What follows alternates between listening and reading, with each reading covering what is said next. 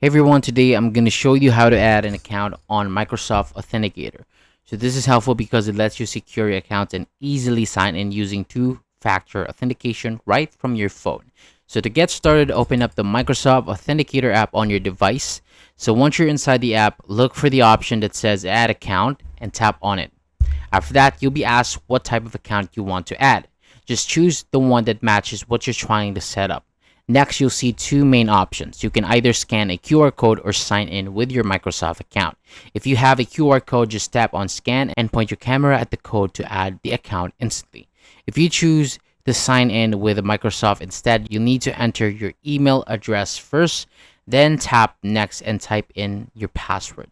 So once you finish signing in, your password or your account will be added to the app. You're adding other types of accounts like passwords or different services. You can still use the same add account option and follow the prompts shown on the screen. And that's basically it. That's how you add an account to Microsoft Authenticator in a quick and simple way. Thank you so much for watching. For more videos like this, hit the subscribe button below and I'll see you on the next video.